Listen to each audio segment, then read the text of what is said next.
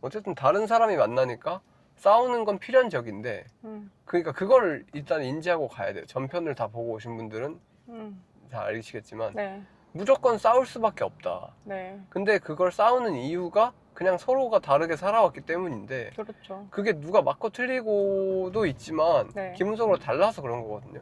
근데 이제 내가 잘못 살아왔을 수도 있는 거잖아.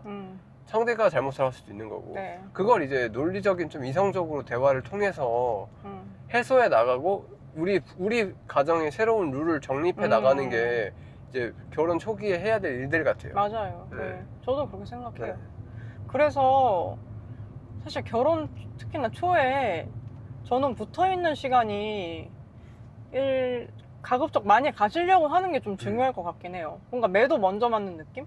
그러니까. 그것도 맞아요. 그게 저희가 아직 이제 저희는 자녀가 없지만 자녀가 생기기 전에 부부가 어느 정도 그 공동화돼가는 시간이 굉장히 중요한 것 같거든요. 맞아요. 네. 이게 사실은 결혼했다고 해서 서로가 딱 그 싱크가 되는 게 아니라 사실 결혼하기 이전의 삶에 예를 들면 혼자 살았다면 혼자 사는 거에 싱크가 돼 있고 가족이랑 살았다면 그 가족의 싱크가 돼 있을 텐데 네. 이 싱크를 해제하는 시간이 필요하단 말이에요. 새로운 가족과 연결하기 위한 시간. 근데 그거는 압도적으로 시간이 중요해요. 맞아요.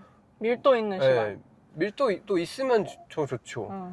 근데 일단은 기본적으로 함께하는 시간이 적으면은 그게 되게 부딪힐 수밖에 없거든요. 그 전에 싱크가 깨지지도 않고 맞아요. 새로 싱크가 되지가 않아요. 네. 기본적으로. 저는 그래서 개인적으로는 물론 요새 그렇게 힘들지만은 최대한 많은 시간을 같이 하는 게 되게 중요하다고 생각해요.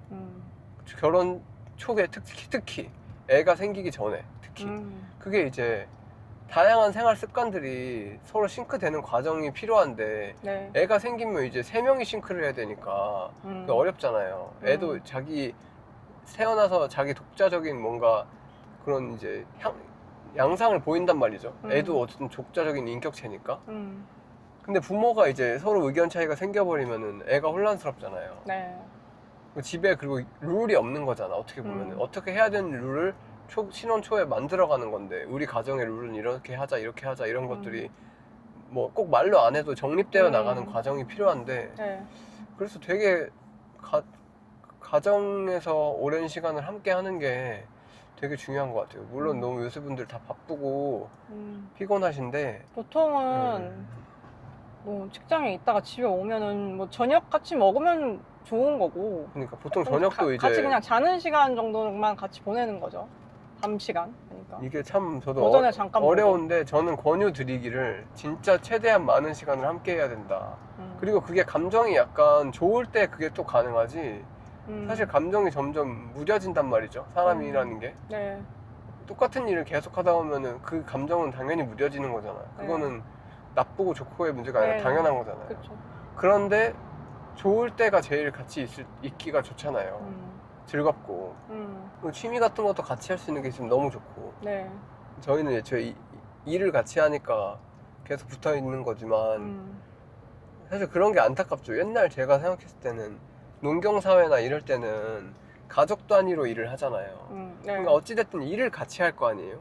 뭐 애를 보기 전에는 애가 있을 때는 엄마가 애를 키워야 되니까 아빠가 나가서 일하고 오겠지만 그래도 요즘 현대 사회에 비해서는 훨씬 더 많은 시간을 같이 보냈을 거란 말이죠. 같은 일을 또 많이 분담을 해서 네, 했겠죠. 그게 나름의 가정의 장점이 서로 무슨 일을 하는지 다 클 알고. 것 같은데 그리고 제가 제일 요새 사실 좀 큰 문제 되는 점은 가족보다도 더 많은 시간을 다른 사람과 함께 보낸다는 거예요.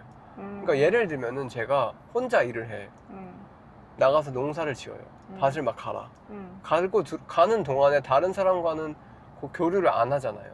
최소한 옛날 네. 농경사회 때는. 그리고 집에서 그러니까 내가 온전히 하루에서 교류하는 시간이 가족이 제일 많이 차지하잖아요. 실제로 일은 나가서 하고 와도 네. 뭐 주민들이랑 일하고 올 수 있겠지만 대부분의 일은 농경사회는 어쨌든 혼자 뭔가 하는 일 있잖아요. 근데 현대사회로 올수록 사람과 사람 간의 접촉이 많은 일을 많이 하잖아요. 네. 제 약간 지론인데 내가 제일 많이 시간을 보내는 사람과 내가 제일 비슷해진다라는 게 제 생각이거든요. 네. 그래서 뭐 회사에서는 솔직히 8시간, 9시간씩 직장 상사랑 같이 대화하는 일을 해. 뭔가 같이 네, 계속. 네. 그럼 그 사람하고가 내가 제일 많은 싱크가 되는 거잖아요. 네. 내 하루에 24시간 중에서. 네. 자는 시간에는 뭐 당연히 자니까 아무것도 없을 거고 눈 떼있는 시간 중에서는 그래서 가능하면은 대화를 많이 할 수 있는 환경을 세팅하셔라 라고 전 추천드려요. 예를 들면은 뭐 직장이 너무 멀어서 서로 하루에 막 아침에 일찍부터 나가서 밤늦게까지 들어와서 하루 대화할 수 있는 시간이 뭐 1시간밖에 안 돼. 저는 그러면 차라리 돈을 더 지불하더라도 그 같이 보낼 수 있는 시간을 늘릴 수 있는 주거 지역을 선택한다거나 뭐 아니면 직장을 선택한다거나 그런 것들이 인생 전체를 봤을 때 더 유의미하지 않을까 싶어요. 결혼 초기가 그만큼 되게 중요하다고 생각을 합니다. 네. 그래야 진짜. 덜 싸울 수 있을 거라고 생각합니다. 초반에 그렇게 많이 시행착오를 겪어야 오히려 롱텀으로 봤을 때는 더 이제 덜 싸운다. 초반에 사실 자주 안 보면 뭐 일하느라 바쁘고 해서 잘 안 싸우겠죠. 당연히 자주 안 만나니까. 연애 조금 더 밀도 있는 연애의 연장선 같이 그쵸. 되는 거죠. 근데 이제 그거를 평생으로 봤을 때는 더 많이 싸우지 않을까 싶어요. 그게 오히려. 네, 싱크가 안 돼 있으니까. 네. 그리고 싱크 되려면 사실 지속적으로 그렇게 계속 같이 있어야 되는데 조금 싱크 되려고 하다가도 다시 나가서 다른 사람이랑 싱크 되고 또 약간 이런 것들 되게 중요한 것 같아요. 같이 싱크 될 수 있는 시간을 확보하는 거. 최소한 주말에라도 어쨌든 같이 최대한 보내려고 하고 그런 것들이 좀 필요하지 않을까 저는 생각을 합니다. 그것이 어떻게 보면은 좀 원만한 부부 관계를 네. 가져갈 수 있는 비결인 거죠. 예. 초반에 많이 싸우는 게 좋은 거예요. 오히려 그렇죠. 예. 왜 이렇게 우리는 많이 싸우지? 이런 생각을 할 게 아니라 당연한 거고 똑같은 걸로 다시 안 싸우는 거를 초점을 맞춰야 되지 싸우는 거 자체에 초점을 맞추면은 그 자꾸 잘못된 생각을 가지게 될 수 있는 우려가 있죠. 오히려 그러니까 싸워라 대신에 똑같은 걸로는 여러 번 싸우지 않는 것을 목표로 해라. 그게 오랫동안 안 싸울 수 있는 비결이 될 것 같아요.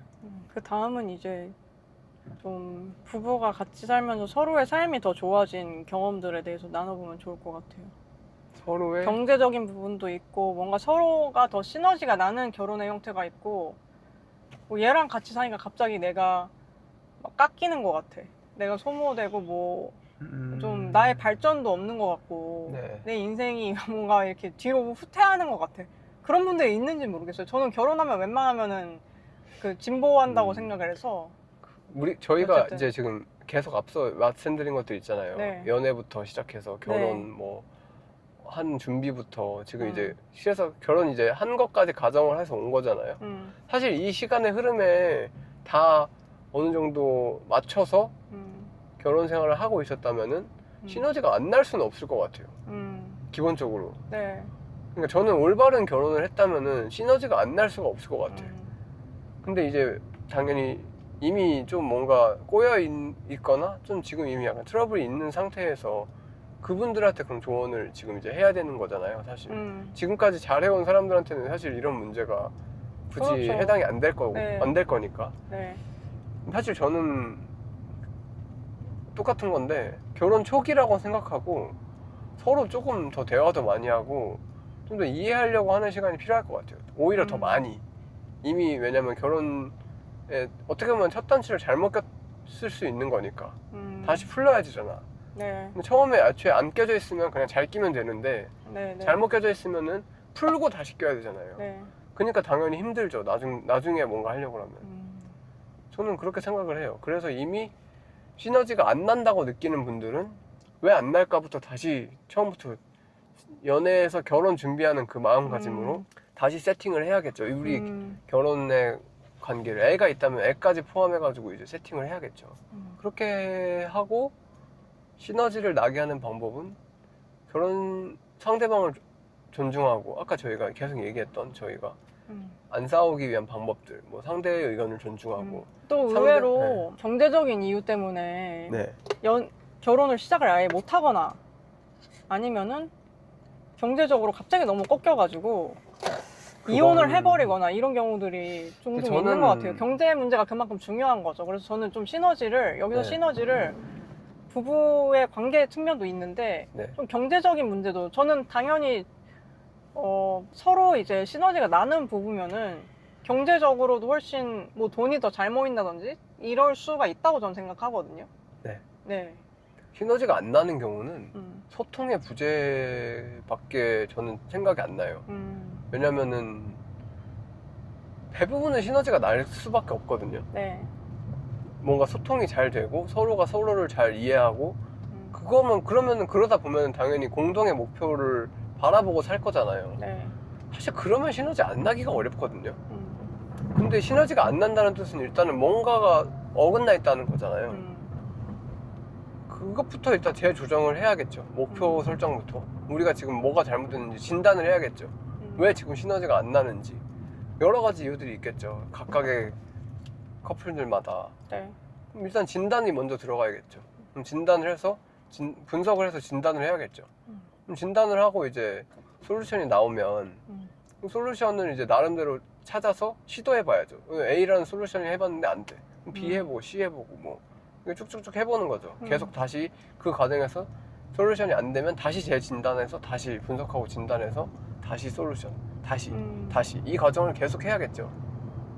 어쩔 수가 없죠. 뭐 이혼하지 않는 이상 이걸 계속 해야겠죠. 시너지가 나려면. 네. 왜냐면 이건 너무나 사람들은 다른 사람들이고 생각하는 게 너무 다르고 다른 환경에서 살아왔기 때문에 이거는 사실 정답이 없죠.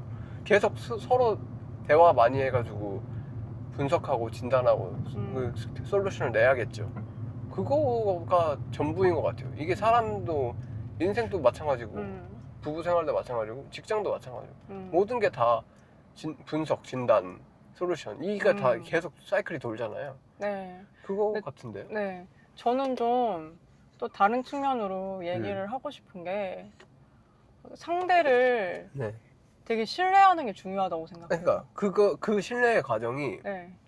하루 아침에 생기는 게 아니라 네. 이 과정을 함께 하면서 저는 신뢰가 생긴다고 보는 거예요. 그럼 사실 연애도 꽤 오래 해야 되는 거죠. 그건 어느 아니에요. 정도는. 그러니까 이 과정, 이 프로세스 있잖아요. 네. 사람과 사람 간에 네. 서로에 대한 이제 분석을 하잖아요. 처음 연애 시작할 때. 네. 저 사람은 이런 사람이구나. 근데 그 전에 나에 대한 분석도 시작해야겠죠. 그렇죠. 내가 어떤 사람이구나. 나는 이런 상황에 이런 보통 반응이 저절로 나오는구나. 네. 상대는 어떤 사람인데 어떤 반응이 나오는구나. 네. 이게 단순히 좋은 감정으로 평생 갈 수가 없거든요. 그러니까 이게 의도적으로라도 저 사람은 어떤 사람일까에 대해서 생각해보고 그게 자동으로 되는 사람들도 있는데 안 되는 사람들도 있거든요. 그래서 나는 어떤 사람이고 저 사람이 어떤 사람이고 그럼 우리는 어떤 형태로 우리의 이제 관계를 지속해 나가는 것들이 필요할 거고 그게 여러 가지 있을 수 있잖아요. 대화하는 방식이라든지 경제적인 걸 생각하는 방식 뭐 예를 들면 다른 사람을 대하는 방식 온갖 부분에서 나의 상태와 상대방의 상태를 알아야죠. 그래서 사실 저는 뭐 결혼하기 전에 연애를 길면 길수록 이 기간이 기니까 좋겠죠. 근데 아무 의미 없이 길게 한다고 해서 이 과정을 맞아요. 하는 게 아니니까 네. 그러니까 어느 정도 목적성을 가지고 내가 저 사람에 대해 더 알아가려고 하고 나도 나에 대해서도 더 알아가려고 하고 그런 과정을 통해서 이제 시너지가 날 수 있는 환경이 점점 조성이 되는 거죠. 그래서 저는 저희 남편을 보면서 제가 가끔 되게 놀라운 부분이 있어요. 결혼 전이랑 뭔가 되게 좀 다른 사람이 된 것 같다고 해야 될까요? 어떨 때는? 여러 가지 변화가 있었죠. 여러 가지 너무 많은 변화가 있어가지고 제가 한 번씩 깜짝깜짝 놀라거든요. 근데 그 변화도 결국에는 그 신뢰가 있어야지 되거든요. 맞아. 이 사람이 갑자기 네. 확 변하려고 할 때 맞아. 그 사람의 가능성이나 이런 걸 온전히 믿어주고 그렇게 하게끔 할 수 있게끔 그냥 둬야지 그것도 발현이 되는 거지. 만약에 그렇게 한다고 해. 이를테면 뭐 만약에 내가 결혼 준비하고 있어. 아니면 결혼 앞두고 있어. 근데 갑자기 직장을 때려친대. 네. 직장을 때려치고 갑자기 뭘 한대. 근데 막 잘 안 돼 뭔가 처음에. 그런 거를 또 어떤 사람들은 그런 게 싫을 수도 싫을 있잖아. 수 있죠.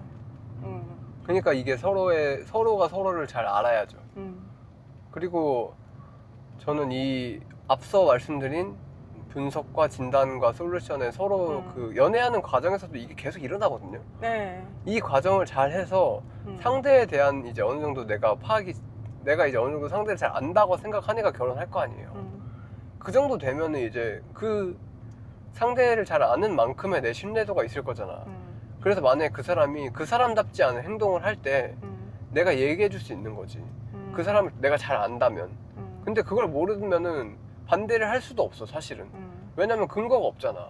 그렇죠. 내가 이 사람을 내가 뭐 예를 들면은 내 배우자가 직장을 그만두겠대. 근데 이 사람이 직장을 다닐 때마다 엄청 열심히 했던 걸 내가 알았고 직장 사람들한테 관계도 너무 좋은 평판이 있고 그러면 이 사람이 그만둔다고 하는 배경에는 뭔가 그만한 이유가 있을 것이다. 네. 그리고 그런 정도의 사람이 있으면은 내가 그만두는 이유의 배경에 있어서도 잘 설명을 해주겠죠. 그러니까 이런 게 있으면은 사실은 신뢰를 안 할 수는 없을 것 같아. 저는 그래서 신뢰를 못 한다는 거는 나도 그 사람을 잘 모르고 그 사람도 뭐 잘못 생각할 수도 있죠, 실제로. 근데 그러면 내 말이 그 사람에게 설득이 잘 될 것 같아요. 내가 오히려 그 사람 자신보다도 더 잘 알아. 예를 들면 저 사람은 일을 한 군데서 오래 할 스타일인데 계속 막 그만두고 싶어 해. 그러면은 내가 봐온 너는 그동안 일했는데 이렇게 했을 때 결과가 좋았던 것 같다. 뭐 이런 식으로 내가 조언을 해줄 수 있는 거잖아. 네. 본인이 자기를 못 볼 수도 있으니까. 그렇죠, 그렇죠. 근데 기본적으로 이런 게 안 되고 예를 들면 나는 오래 다니는데 너는 왜 못 다녀? 맞아, 그렇게 하면 안 돼. 이렇게 시작하면은 그 관계가 개선이 안 돼요. 맞아. 그러니까 나와 너는 다르니까 너는 이랬던 사람인데 왜 이런 선택을 했니? 이렇게 물어보고 그 얘기를 들었을 때 내가 납득이 되면 괜찮은데 안 되면은 근데 너가 지금 날 납득 못 시키는 이유가 뭘까에 대해 고민해보고 그냥 이렇게 좀 생산적인 대화가 계속 돼야 되는데 그냥 나는 이런데 너는 왜 그래? 이렇게 이 논리를 딱 처음에 시작하면은 그거는 끝이 안 나요. 왜냐면 너랑 나랑 애초에 다른데 그렇죠. 왜 나랑 비교를 해? 그러니까 내가 알고 있는 너와 다른 선택을 하는데 너가 다른 선택을 하는 이유가 뭘까에 대해 고민해야지. 너는 왜 그래? 이런 식으로 자꾸 하면은 그 답이 없는 것 같아요. 솔직히 그러면은 결혼 생활을 했을 때 매번 힘들 것 같아. 왜냐면 나랑 계속 다를 거니까. 저 사람은 그렇죠. 내가 아닌데 어떻게 맞아요. 나랑 똑같아요. 그러니까 일단 다름을 인정하고 그 사람은 어떤 사람인지 알아가려고 하고 그리고 좀 내가 그 사람을 좀 이거는 요즘 여러 사람들한테 해당되는 얘기인데 상대가 날 존중해 바라는 만큼 있죠. 나에 대한 존중을 해줬으면 바라는 크기가 있을 거 아니야. 그거의 2배는 내가 상대한테 존중하려고 해야 돼요. 기본적으로 마음가짐이. 그러니까 내가 저 사람한테 100을 존중해야 돼 하고 있어. 그래야 상대방이 나한테 50을 해줄까 말까인데 요즘 사람들은 나는 뭐 한 10도 안 해주면서 상대가 나 50을 존중해주길 바라는 거야. 그러니까 그거면은 성립이 안 되죠. 아니 내가 존중하지도 않는데 왜 저 사람이 날 존중해줘야 되는 거예요? 그건 말이 안 되잖아. 앞뒤가 안 맞잖아요. 각자가 100씩 하려고 해서 희생을 100씩 하려고 해서 네. 딱 그냥 1대1로 수렴하는 것이 가장 아름다운 사회라고 저는 그렇게 보시죠. 생각하죠. 그러니까 100% 내가 나의 100%를 상대방에게 주려고 하고 100% 상대방을 의지해. 근데 상대방도 나한테 100%를 주려고 하고 100% 의지해. 그럼 딱 1대1로 만날 거 아니에요. 그러면은 사실상 나는 100을 주지만 상대도 100을 주기 때문에 누가 덜 주고 더 주고가 없잖아. 그러니까 그 관계가 전 진짜 부부로서 모든 사람 관계에서 이상적이라고 생각하는데 네. 현실이 그렇지 않으니 기본적인 마인드 세팅을 내가 100을 줬을 때 쟤는 50 정도만 나한테 줄 것이다 라는 세팅을 가지고 일단 100을 주라는 거죠. 그렇게 했는데도 그러니까 예를 들면 그 사람이 100을 줬어. 그럼 더 네. 좋은 일이잖아. 그렇죠. 근데 만약에 내가 생각했을 때 그렇다고 50 안 준 것 같다고 해서 또 그걸 좀 서운하게 생각하지는 마시고 그래도 꾸준히 100을 주려고 하고 그럼 상대방도 그렇게 변해가면서 100을 주려고 하다 보면 계속 이제 서로가 이제 균형이 좀 맞아지지 않을까 하는 생각이 있어요. 좋은 말씀이신 것 같아요.